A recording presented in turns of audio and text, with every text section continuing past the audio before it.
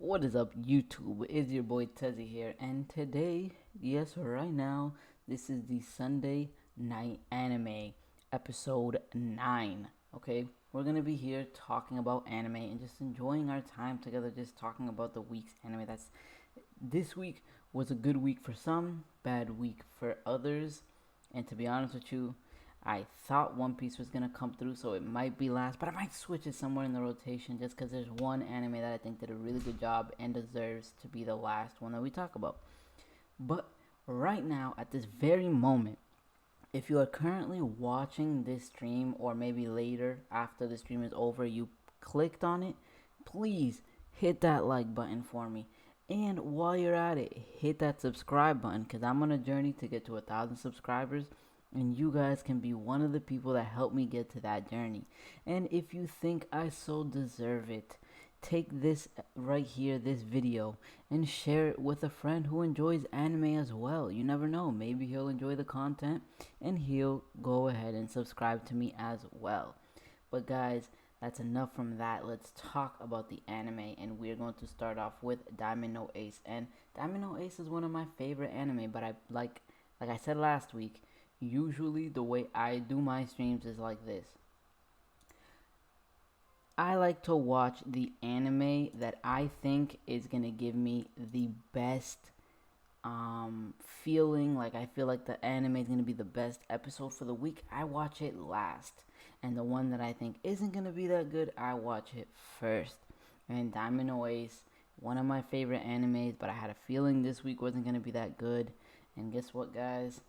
Yeah, I was basically right. So they were having some more fodder games, right? Furia can't even pitch yet, so they're not really going to be playing some really important games. Samura is still pitching really well, but they're not even showing us him pitching anymore. Now they're just kind of like, yeah, so Samura pitched for 3 days. I'm not 3 days. What the heck? Samura pitched for 3 innings, and he got 12 strikeouts and blah blah. Like that's, which by the way, you can't do that, but that's you can't really get 12 strikeouts in 3 innings.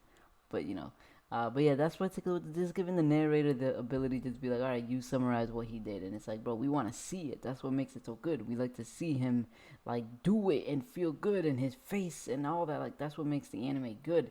I don't really like to just watch an anime about sports stats. Like, what is that, right? So yeah, that's basically what's happening.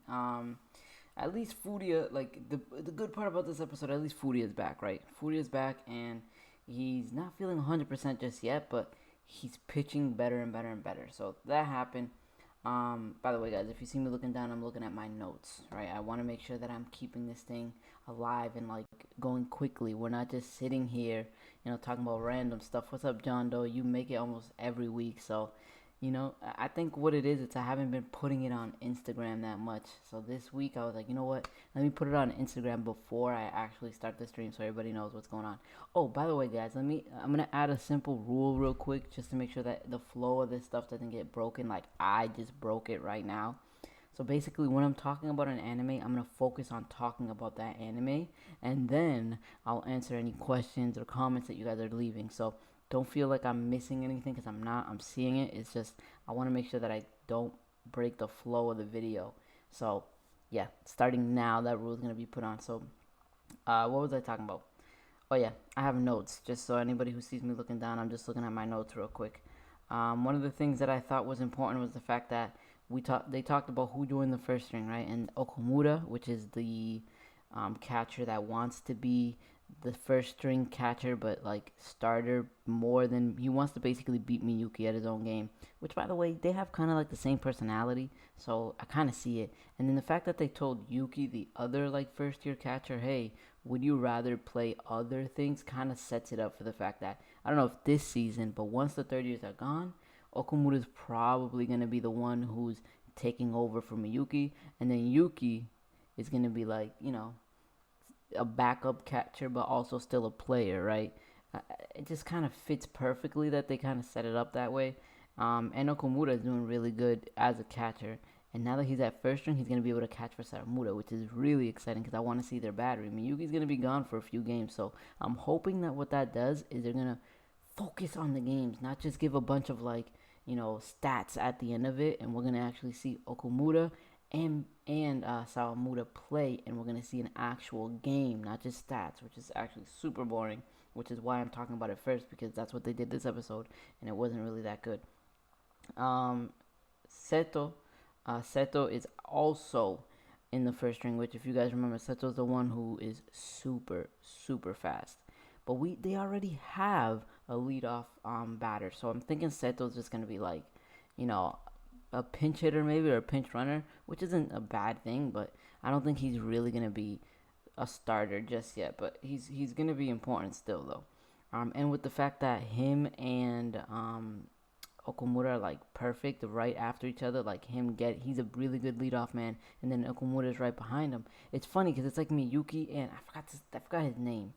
Their leadoff runner right now and Miyuki, they're both like that's basically what they're doing. But these guys, which is Seto and Okumura, already have the chemistry. So it's like I think they're probably gonna be better at some point. Maybe when their third years they're gonna be better, or maybe even second years. But I think together they're gonna do really well.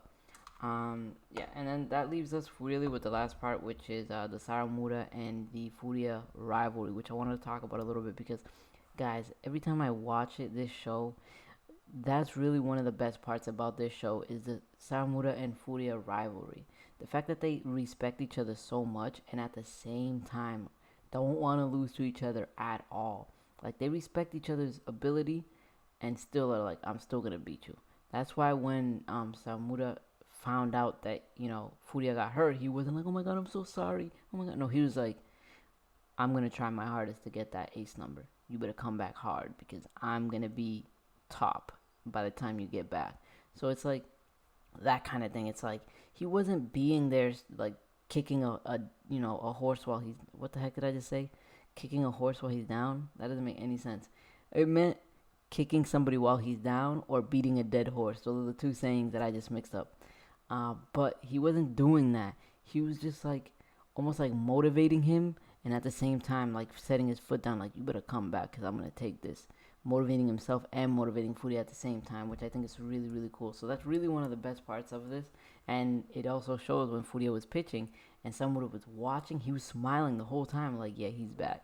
He's back. Now we got a real rivalry going. Now I really got a challenge, which kind of, yeah. So that right there is the best part, and it's kind of funny because they have some other pitchers on the team that it seems like they don't even pay attention to them.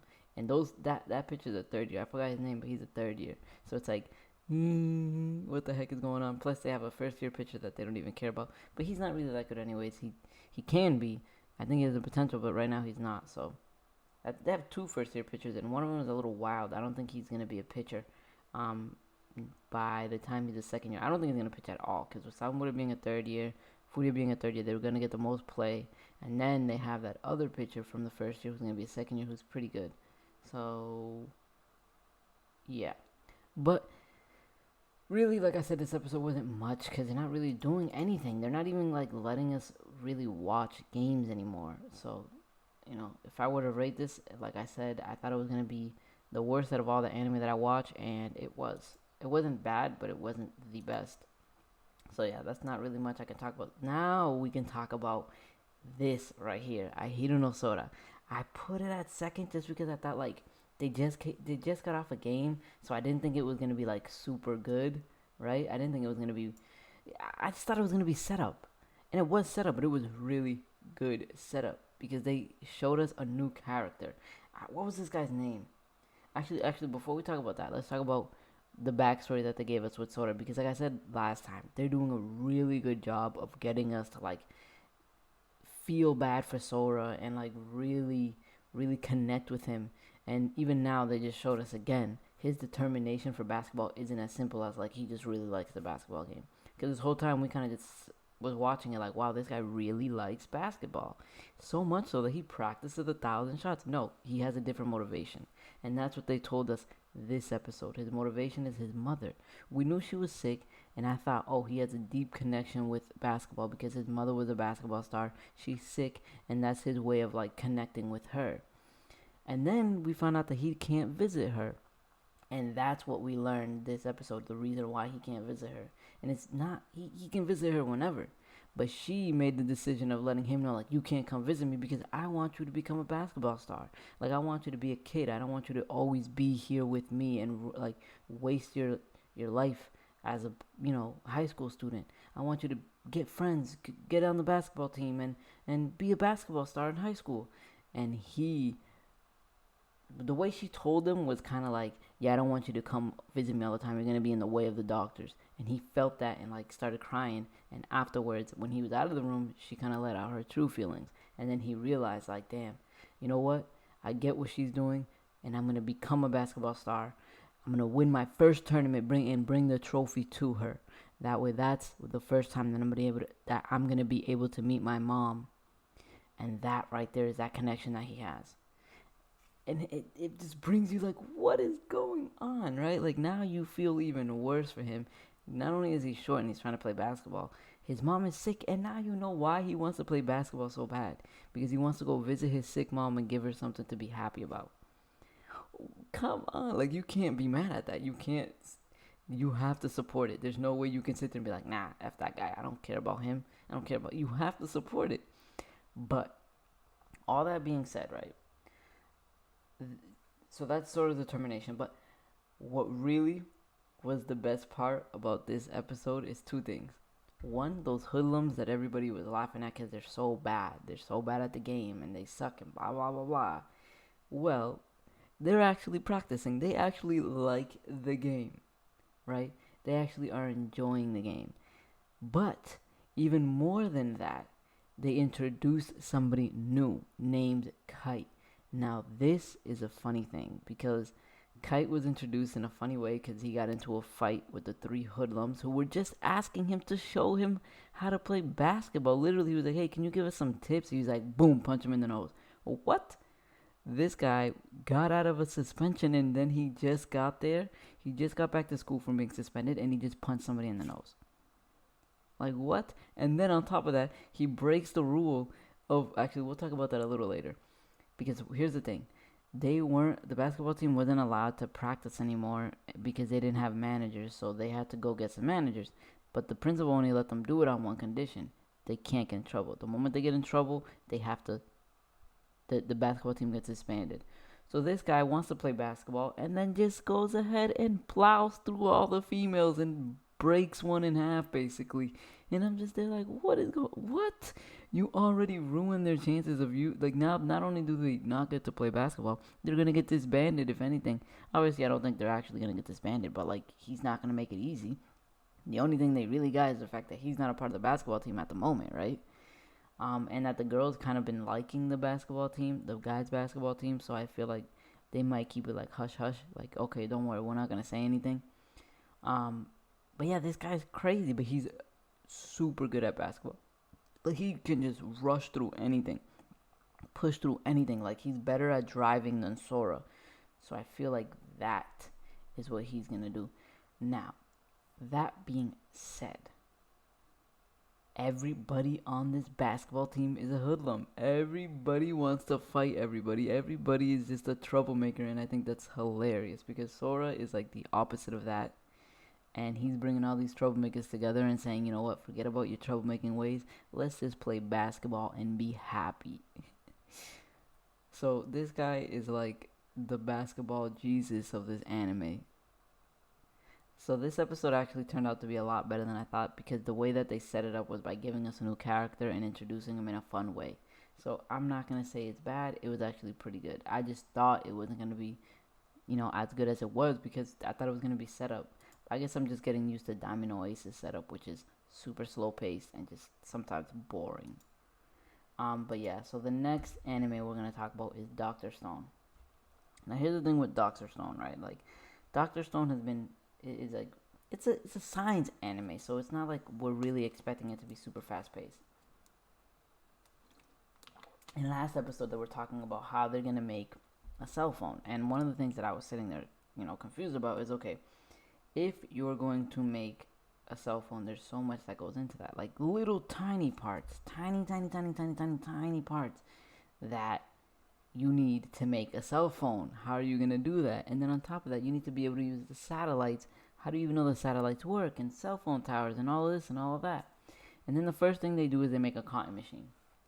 And this is the funny part, because that cotton machine is not for like making cotton candy. I mean, they used it to make cotton candy, but it was really for making gold wiring.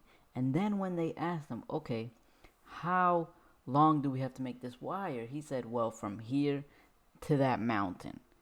So that long wire that they're making, I feel, is going to be what connects the two communications or 3 or 4 communications that they have, whatever it may be. Basically, they're not making cell phones. They're making, like, I'm assuming it's probably one of those, like, large cups that they're going to be like, hello, hello, and then with the string that's connected to the other cup, and it goes all the way over there, and it's like, hello, hello. Yeah, hello, what's going on? Yeah, how you doing? Like, basically, that's what I think is going to happen.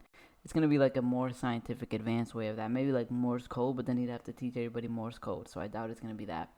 But it's going to be some, like, not really a cell phone, some way of communication. But they can't use satellites and cell phone towers. So that's probably why they need that long gold wire. So there's that. That's really all that happened in that episode, was the fact that they were making cotton candy and they were trying to make this wire. Actually, no, 2 more things happened now that I think about it. One, Homura is the girl with the pink girl, basically. She's all dressed in pink. She has pink hair and everything. She works for Tsukasa, and she is watching over them. And this guy Senku gave her cotton candy, and I'm not sure why he gave her cotton candy just yet, because this guy works in mysterious ways.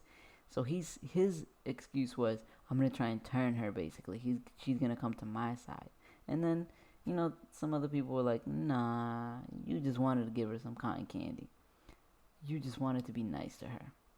Now, Senku may be trying to actually flip her and come to their side. Now, if he does that, she is super strong. And I still don't know what she is, but I don't see any of these, like, you know, the lines that you get when you get revived. I haven't seen that on her body yet. And she doesn't seem like really know, like, she didn't know what cotton candy was. So if she doesn't know what cotton candy was, that means she couldn't have been revived. So where does she come from?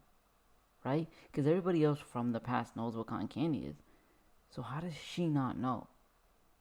So that's one thing that I'm thinking about too. But he's trying to get her to come over to his side. And I don't know what kind of strength she has, because she can jump and she has a lot of agility. So I think she'd be a really good, basically she'd be good for their squad, because they need as many strong people as they can get, to be honest. But yeah, there's that. That's one of the other important things. The last important thing that happened, was, I think what's his name? I think I wrote this down. Give me once. His Chrome. So Chrome he saw some stuff that Senku did. So basically, they created a gear. And he took that gear and created his own thing. Basically created a water wheel and said, look what we can do with this. And Senku took the generator that they created, and basically they made a power plant. What they're going to use that for, I have no idea. Like, what are they going to use that electricity for? I feel like it's going to be super important for them to be able to use it for powering the machinery that they have. But if they use it for powering the machinery that they have, that's like crazy amounts of metal and things like that. That I don't think they have that much metal. But then again, who knows how much metal they have, because these guys just bring, like, Chrome literally just shits out metal. Like, he literally just shits out metal. These guys, I don't know where they're coming with all these rocks, but Chrome just has them all up his butt or something. So I wouldn't be surprised if they just randomly came out and made a factory out of all the metal that's coming out of Chrome's butt. But all in all, this episode was pretty good. It was what, you know, I put it at here at number, like, the first one, or the third episode that I watched, because I didn't think it was going to be that exciting, because of the fact that it is a science anime. Now, it is a good anime, but it's a science anime, so I'm not going to get, like, some crazy feeling of, like, oh my god, yes, yeah. It's like, it's not going to happen with a science anime. So that's why I put it here, because there are other animes that I thought would get me to that feeling more. Which brings us to the next anime, which is Black Clover. Now, Black Clover, I put it here because I thought that it would be I had a feeling that it was gonna get to that point where it was gonna be good, right? Because they've been kind of putting us with good episodes. Like last week's episode was pretty good. The fight was pretty well done, and this fight that happened this episode was also pretty well done. So I put it here because I had two thoughts about it, right? Either one, they were going to be setting up for a future fight, which is going to happen next week, or they were just going to give us a fight. So I wasn't too sure, and I didn't want to like put it like second to last or anything like that, just because I didn't know and I didn't want to be disappointed. Which either way, I was disappointed this week, but whatever. So this episode, we saw Langris. I think his name was Langris versus Finral, Jack, and Yami. Now that fight was pretty good, but I got two important things out of that. One, actually, let me talk about the fight because I'm always giving Black Clover crap because of their fights, and the thing is, this episode was really well done. This fight was really well done. It felt like it wasn't just like I'm gonna attack you, now it's my turn, now it's my turn, now it's my turn. They were countering each other and dodging each other's attacks, and that's what I like. I don't like Pokemon style fights where it's like, I'm gonna use a spell. Boom, it hit me. Now it's my turn. Boom, it hit you. Now it's your turn. I don't like that. I like seeing countering and dodging and moving out the way. All of that. Because that's what makes a fight. And that's what we were seeing here.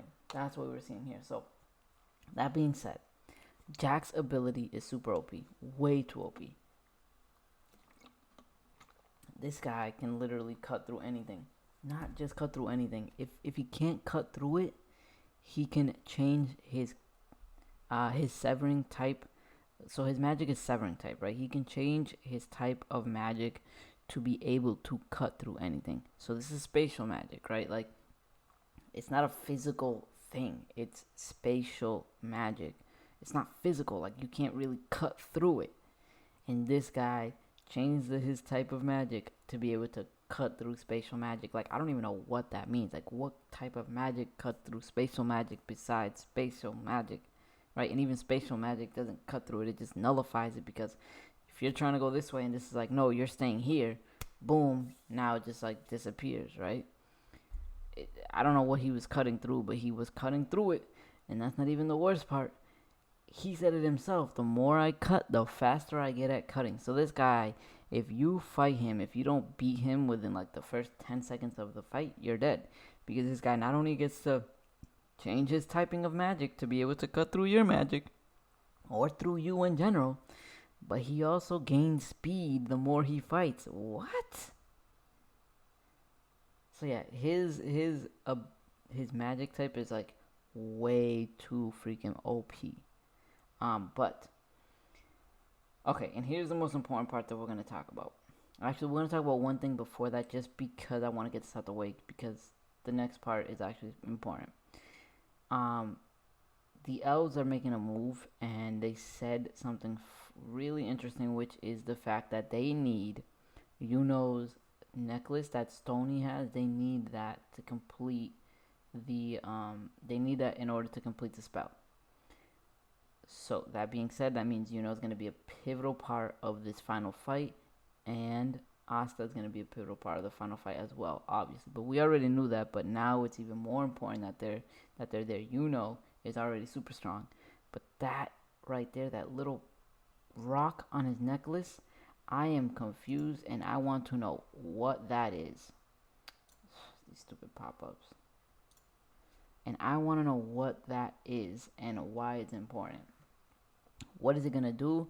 Well, basically what they said is it's going to nullify the effects, or the bad effects of the spell, which is that, like, whenever they get super, super angry, they basically self-destruct. That third eye opening thing, like, that will stop. And it will complete the reincarnation, and then they'll be fine. Like, they won't be able to be taken over again. Right now, it's at a step where, like, they might be able to get stopped. And Asta still has a sword that can stop it anyways. That is important, but to me, the most important part of this episode is the fact that they had a good fight, and then they ruined it. And they ruined it because of the way... This is the funny part. They ruined it, but that part that ruined it didn't have to end the way that it did. Finral using his puny magic to not get noticed, right, is what ruined it. So Finral is actually the one who won the fight against Langris, right? Langris wasn't paying attention. Finral actually used something cool, which was used his spatial magic in order to pull Langris right in front of him and then punch him and knock him out. Really cool.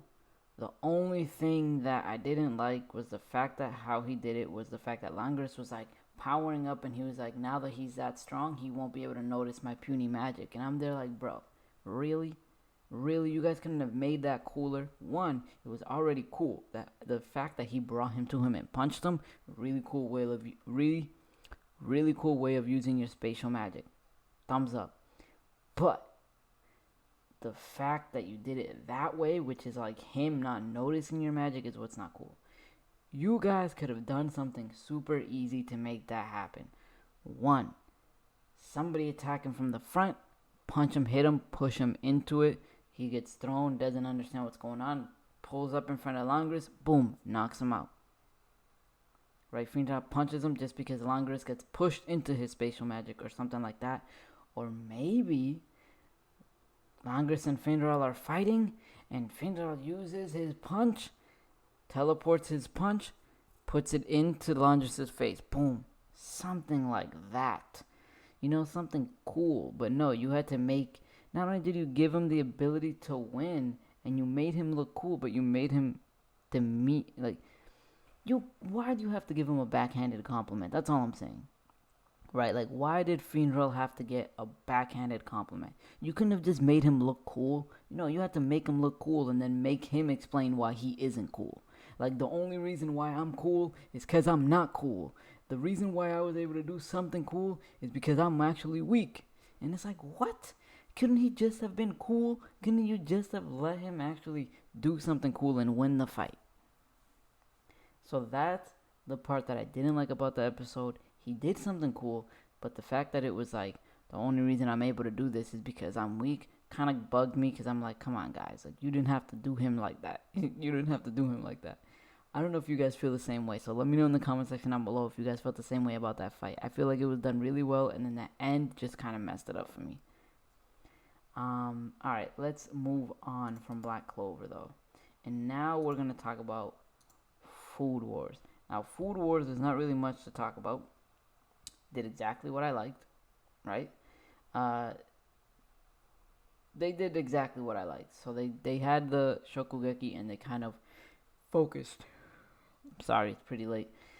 They focused the entire Shokugeki in one episode, which is what I like, because that means they focus a lot on like random topics that I don't understand about food and like the science behind food.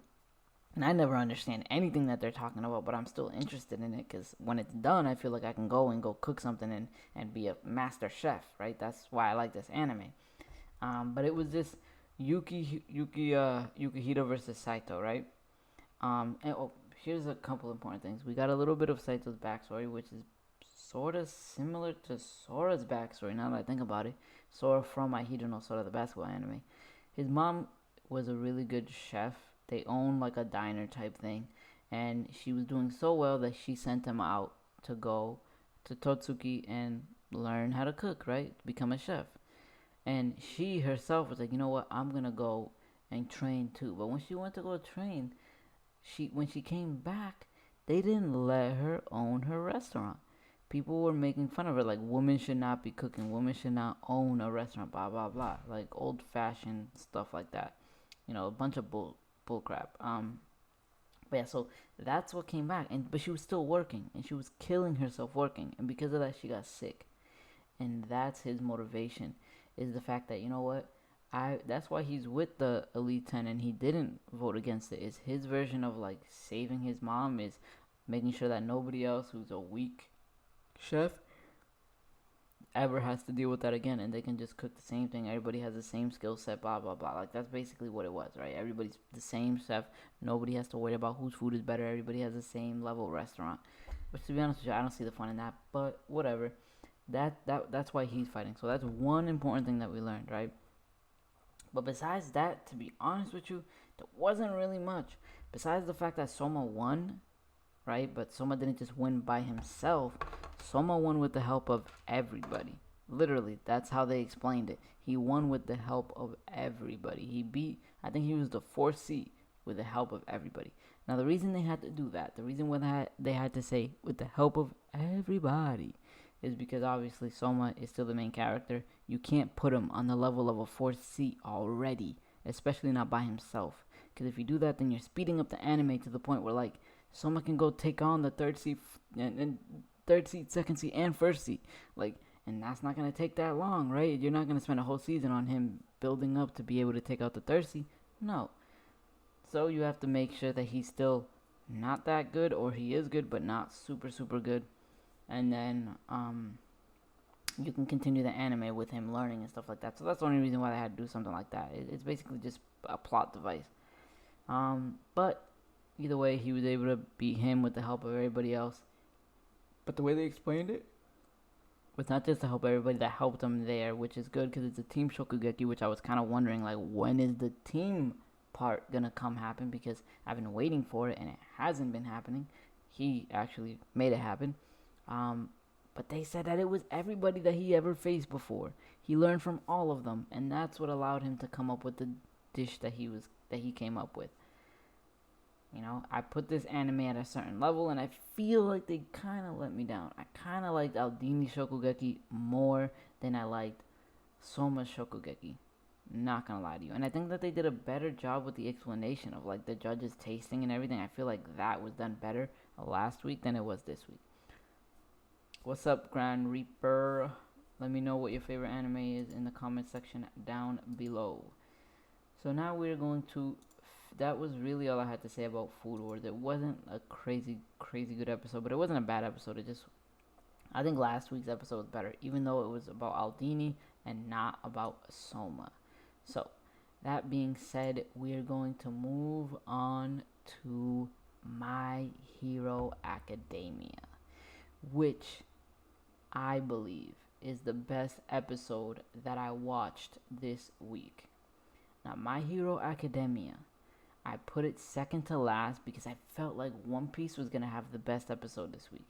Because of the fact that they let Zoro go, I felt like they were going to come back, you know, talk a little bit in the beginning, and then say something like, dun dun dun, and then boom, switch over to Zoro real quick so that we have that suspense for the next episode. But they did the exact opposite of that. So that's why I kind of felt like One Piece, they didn't let me down, but what it was is it wasn't what I thought it was going to be. And Zoro kind of beat that big cat like super quick, so it kind of made it not too good of a fight either. Yeah, One Piece kind of let me down. But what we're talking about right now, actually no, let's talk about One Piece. That way we can talk about the best anime last. Now here's the thing. One Piece, I was expecting, just like I said, they're going to talk a little bit, leave us on a cliffhanger, go to Zoro, we see what Zoro's doing, he gets into a fight with the cat, it's going to be a cool fight, whatever, it's a zone type guy, who's okay strong, you know, they fight really nicely, boom, boom, boom, they go back to the cliffhanger part, and then they talk a little more, leave us on another cliffhanger, and then the end of the episode. That was what I was expecting, so I thought it was going to be the best, because I was going to see Zoro fight, and they were going to give us some cliffhangers. That's exactly what they did. They gave us some cliffhangers. Now, One Piece is the last episode that I watched, so I kind of remember everything. They were just talking about Oden-sama, right? They were talking about the past, what happened 20 years ago. Now, if you guys remember, last week I was kind of confused at how they time traveled, because they were saying, oh, we're dead, and we came from the past. The fact that they said that they were dead was what was confusing me, because you can't leave the past before you died, go to the future, and then be like, we died. No, you didn't. You left before you died. But the fact that they were saying we died was what was confusing me. Well, the thing is, they actually did not die. They said that. I don't know why they were saying that. Maybe it was just a plot device. That way they could, you know, leave us with a cliffhanger that we're like, whoa, just like it left me. I was super confused. But they didn't die. They actually just left right before they died, which is what makes sense to me. If they had just said that, I wouldn't have had that video and been confused like I was. Which, you know, whatever. They explained that part. They explained Oden's backstory, how he was a guy, you know, who was like basically a ruffian. He got exiled from the flower capital, and he went to like the Kumi, the Kumi region, where it was just like lawless. Everybody was killing each other and fighting, and nobody cared about anybody. And in that region, he was the strongest, beat everybody, beat the leader, became the leader, and then turned it into what it was, the Kumi region. Like, he created the magical farm that everybody loves. Everything, like, he made all that. He took the ruffians and he gave them jobs, explained to them how to work hard and what comes from that. He basically created the Kumi region. Everybody loved them. Everybody, like, even Duke Dogstorm and Cat Viper, they drifted onto shore somehow. They didn't explain that part, but they drifted onto shore. They were getting beat up, and he saved them. Then Kaido came, and there was a coup d'etat, basically. And he was made to look like a criminal. Everybody turned against him, and he was killed at the capital. The Totsuki 9 tried to make it back to Oden's place, Oden's castle. And basically, when they got there, it was already on fire. And that's when Momonosuke's mom was like, you guys have to go to the future. They sent them to the future, and because they were in the castle while it was burning, that's why everybody thought they died. They didn't actually die, though, because they were sent to the future. So that's the whole backstory. But what I thought was kind of a little funny was how the Straw Hat crew, like, all of a sudden were like super into this man's story and felt so bad for him. They don't know who Oden is, but they started crying for him. Luffy got mad and was breaking stuff because of his death. Like, and I'm here like, okay, you guys didn't even ever meet the guy. You know what I mean? Like, I get it. It's a super sad backstory, but that was just really weird. Like, all of a sudden, everybody's just super sad and super mad at all of it. And it's like, okay, maybe it's the hatred that you have for Kaido, but I don't know. It doesn't really matter. That's besides the point. Then while all that's happening, that's when they switched over to Zoro. Zoro, like, quickly beat the heck out of the cat, and then they went back to talking again. And then that's when they talked about, Duke Dogstorm being saved, and Oden again, and Oden and that. It was just an explanation for the last episode. That's basically all it was. It was just an explanation to what happened the last episode and what Oda meant when he said they came from the past. Which is good because he cleared up the mess that he made. At least for me, he made a little bit of a mess when he made everybody say, "Hey, we died, but we come from the past." Like, yeah, he cleaned that up for me, which is fine. I was kind of sad at the fact that Zoro beat the cat so fast. I kind of wanted it to be a zone type, like, devil fruit user, and for him to fight that cat and actually have a little bit of a battle, which is weird because when he beat the cat, he didn't go back to normal. So it's like, where did that cat come from? Why is he using a sword? And at the same time, like, is it working for Kaido? Is it not? What really is going on? I know some of Kaido's men already had, like, big freaking animals that they were controlling, like the baboon. So maybe it was one of those moments. That cat might end up becoming a friend of them. If they do have a bunch of animals that are giant and work for them, then that would make Tama more useful because she's going to be able to tame them.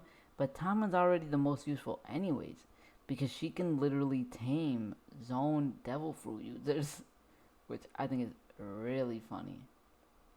Yeah, so that being said, Zoro then ends up leaving after he beats the cat, and he, like, makes it to this dock because he got lost. And I know most people are going to sit there and be like, oh, that's not really that important, but think about it.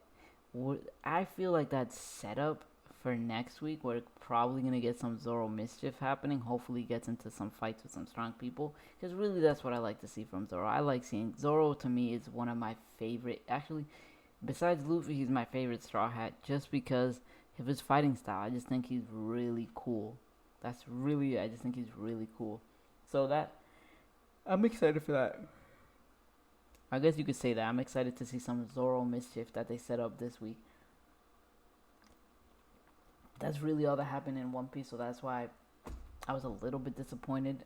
Not really too disappointed. It was a good episode. It just wasn't what I wanted it to be. So we don't, you know what I mean? Like, beggars can't be choosers. So, alright, these stupid pop-ups. Okay, so now we can talk about my favorite anime episode that I watched this week, which is the My Hero Academia episode. And the first thing I want to talk about is the top three. We got all of the. Finally, we were told what all three. Well, we already knew what Togato's quirk was, right? Which was like being able to pass through things, right? But we got the other two.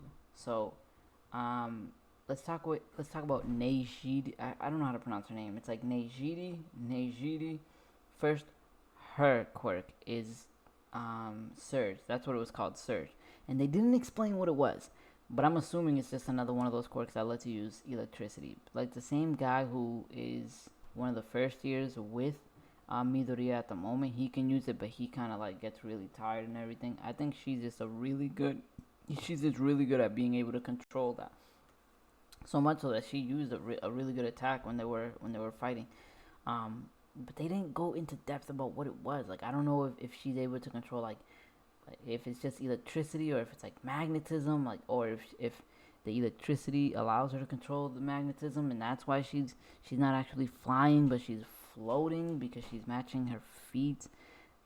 Like maybe the earth has like a positive pull or push, and then she has like another positive push because of the electricity that she's making go to her feet, and then positive push up, positive push down is making her float. I don't know. I'm just coming up with these things on the fly, but I just don't understand what exactly her quirk is because they didn't explain it. They just called it Surge, and then she was using electricity.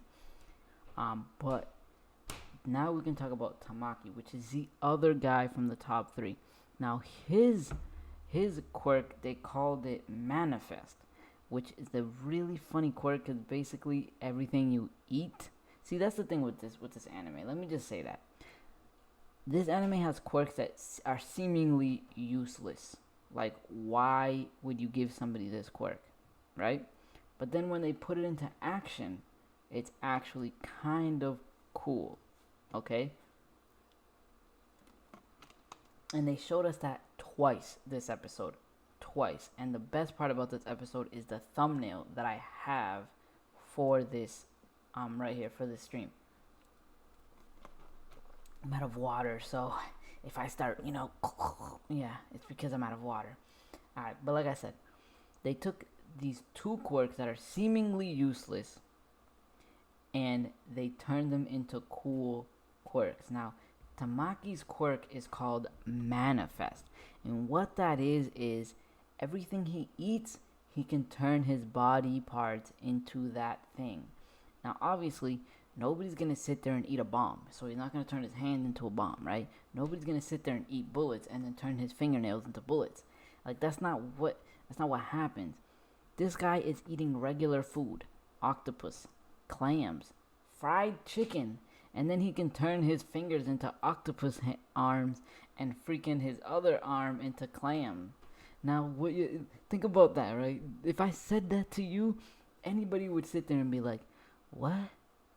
That is the dumbest thing I've ever heard. But then he uses it, and he's grabbing people with his freaking octopus fingers, pulling them towards him, turning his hand into a clam, and punching the shit out of them. Right? And he ate a chicken, so now he has wings that he can fly with and freaking grab people with his claws. And then when you think of the possibilities of everything that, like, this guy could eat a shark and then turn his teeth into shark teeth and bite the out of people, right? This guy can, what else could he eat? Like, I don't know, elephant? I don't freaking know. What do they eat? You can eat anything, bro. Like, he eats spaghettis and freaking turn his fingers into spaghetti and wrap people and tie them up. I don't know what the heck, dude, but the way that they had him eating things and then the way he uses quirk is what's cool. Like, they turned something seemingly useless and they made it really cool, right? And that comes to the next quirk. Now, this quirk isn't as this one isn't that bad, right? And let me see what his name is because I forgot his name. Oh, well, I didn't even write his name, but he calls him, his hero name is Red Riot, right? That's his hero name, is Red Riot. So, I'm just going to say Riot for short, but his quirk isn't as bad as this one. But they called, I forgot the name of the quirk, but basically, his quirk just allows him to get hard. Literally, that's what his quirk is. And that's no pun intended. I'm not talking about because I can get hard too, right? But his quirk allows him to get hard in his entire body. And that's it. That's what his quirk is.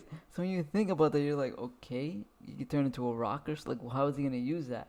But yeah, obviously the simple like he turned his fist hard, punch you. Yeah, turn himself hard. You know, now you can't shoot him and things like that. But like, they made. That's what his name is, Kirishima, right? Red Rise Kirishima. I think you're right. But yeah, Kirishima. His quirk is not as useless as the other guys, but at first when you first think about it, you're like, what is that? But the way that they used it this episode is the reason why I'm putting this episode at number 1 for me.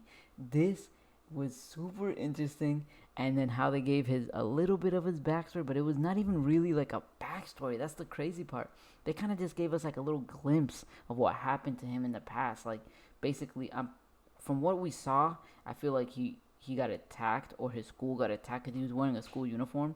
His school got attacked, and then he didn't jump in to save anybody, or he didn't try to save anybody, and he just saw somebody else rushing to go save them, and then he was asking himself like, why am I not helping? And he did the exact opposite of that this episode. He used himself as a shield for everybody, and he overcame his limit, which is why I'm calling this stream Overcoming the Limits, because that's what he did.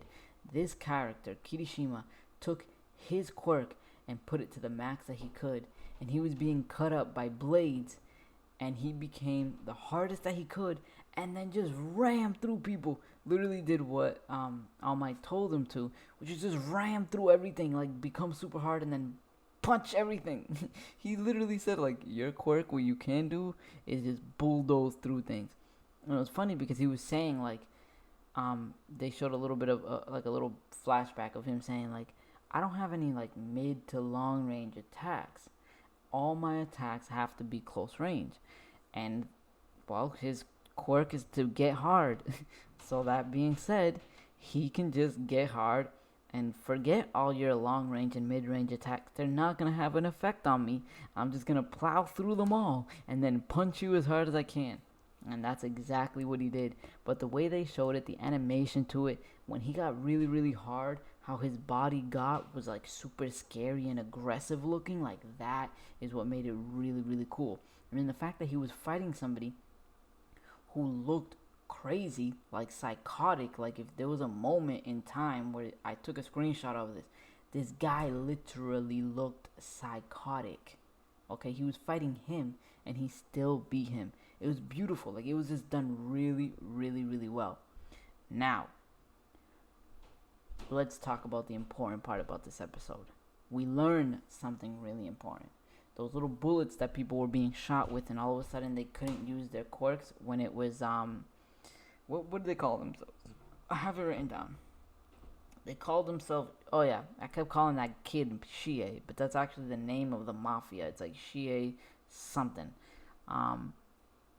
Yeah, when they were going against the League of Legends, they were using these like, oh, sorry for the mic. They were using these like little bullets that would hit you and then you wouldn't be able to use your quirk, right? This guy, we got confirmation basically. All right, we got confirmation that thing nullifies the use of quirks.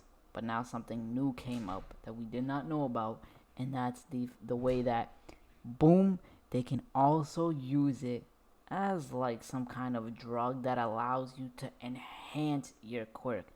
These guys have now become a real menace, okay? If they are able to enhance themselves and at the same time nullify your quirk, make you a regular human, what are you gonna do? How are you, like, Kirishima is like basically the only one who could be, I'm gonna turn hard now. The little needle's not gonna poke through me or whatever. Or maybe somebody who can, like, who has the agility and, you know, the observation hockey to be like, whoa, boom, boom, boom, boom, boom. You're not hitting me with none of this. But besides that, like, that is super important. What is going, basically, they got inspired by One for All. Not One for All. they got inspired by All for One. I get those two mixed up. All for One, One for All. And that's where they came up with this thing. And that's their plan, is the fact that they are able to enhance their, well, it's not completely their plan, obviously. They're not just going to go enhance themselves and just like go blow everything up. They have a plan of like what they need and what they want to accomplish. But it's just, this is their ace in the hole. Actually, now that I think about it, I don't think it's their ace in the hole either, because what is that little girl? Is she the reason why they're able to create these like drugs because of her? Or she probably has another quirk and they're trying to, I don't know, maybe her quirk is what allows them to like mass copy these drugs, and like they have only one drug and she's copying all of them. I don't know what her quirk can be. I'm just kind of making them up. But that's really important. That, I think, is the most important part of this episode, is the fact that they can not only nullify quirks, but they can enhance quirks by a lot. This guy was sitting here saying, my quirk is useless. I can only create blades about, 10 centimeters. I think he said like 10 centimeters out of my skin, which isn't even as much as a box cutter. Now, that being said, when he enhanced himself, the blades were long. He was able to not only create like I don't even know how many blades were coming out of this guy's body, but they were, it seemed like he didn't even have, like he was able to like make them longer than what actually he was making them, because Kirishima was in front of him like stopping all of it, right? Like, no, I'm not gonna let you cut all of them, just keep coming at me. And he just kept going. These blades kept breaking. He just kept going and kept going and kept going and kept going and kept going until Kirishima just like rammed through everything and punched the ish out of him in the stomach. But that is crazy. This guy's quirk, whatever it is, if you touch him, you blow up and you're dead. This other guy's quirk is, if he touches you, you turn to ashes. How do you enhance that? What is the enhancement for these quirks that they have? Because right now, they have to touch you. What if the enhancement is them being able to like freaking toss whatever their quirk is, to just not even have to touch you? You just, whatever, they blow on you, and then all of a sudden you're dead or something. You know what I mean? Like, whoa, how do you enhance their quirks? I don't, unless you can enhance their quirks, right? Maybe certain kinds of quirks can't be enhanced, but those were my two favorite parts. That's why My Hero Academia right here was, to be honest with you, the best episode I watched this week, because of those two things. One, they gave us that fight with Kirishima and that like psychotic dude, which was really good, and they gave us a little bit of backstory, which made us feel good about Kirishima, and at the same time, when he accomplished what he accomplished, it made you feel even better, because it made you feel like he was the underdog while he was doing it. And then they gave us really good setup for next week's episode.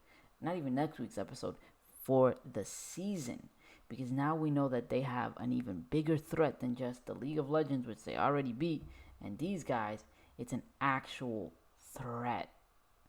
These guys are able to enhance their quirks, so if they get a random trash guy like the one that they had there who was crying, this guy's confidence also shot through the roof too, which I think that's probably why it's a freaking drug. Like, this guy was probably on like cocaine or something. Like, this guy, like, brah, like, he was crying at first. The moment he shot himself up, he all of a sudden was super confident. He was able to use like a quirk like a maniac. But if you could take an average Joe like that and make it into what he was made into, yeah, now they're a real menace. Now I'm like, oh yeah, this season, this final fight is about to be super good this season. But guys, really, that's all I can say for this episode. So there's really not much more to talk about. We went through all the anime that I watch. Let me know in the comment section down below if there's any anime that you would wish for me to talk about. What else are you guys watching that I am not talking about? I have 9 anime or something like that I'm watching at the moment, and I think I can fit in some more, maybe a 10th, who knows? Let me know in the comment section down below what you guys are watching. But for right now, I think I'm gonna have to end the stream. I ran out of water, so I'm like super thirsty, and my throat is like super dry from talking so much. And I think we're at like an hour now, to be honest, which is a good stream. But yeah, guys, also, every week I take a clip from this stream, the one that I think is the most important, and I make it into a like a little 2-3 minute video, a highlight video for you guys. I have a whole like edited what do they call them, playlist of just my anime highlights, my Sunday night anime highlights. If you guys can take the time to just go there, watch them, they're literally like 2 to 3 minutes long, right? And it's just what I thought was the most important part about this stream. A little bit of music in the background, so it makes it a little bit better. I like cut it up so it's nice and smooth for everybody to watch. Just let me know how you guys what you guys think about that. Make sure to hit that like button as well, please, right now. And if you can, hit that subscribe button, right? And if you think I deserve it, I'm on a journey to get to 1,000 subscribers. So if you think I deserve it, send my content over to a friend. If you think they'd like it, I'd appreciate it. Just because, I need as much help as what language was that? I need as much help as I can. But alright, guys, that's going to be the final thing that I'd say right now. John Doe, thank you so much for being a part of these streams all the time. You're the best, literally. And I'm gonna go ahead and take myself a nap before I have to go to work tomorrow. Actually, I have to edit a video, so I can't even go to sleep because I have to edit a video. So I'm probably gonna be going like bed super late today. But I have to go, guys. So thank you guys so much for watching, and I'll see you guys next time. Bye bye.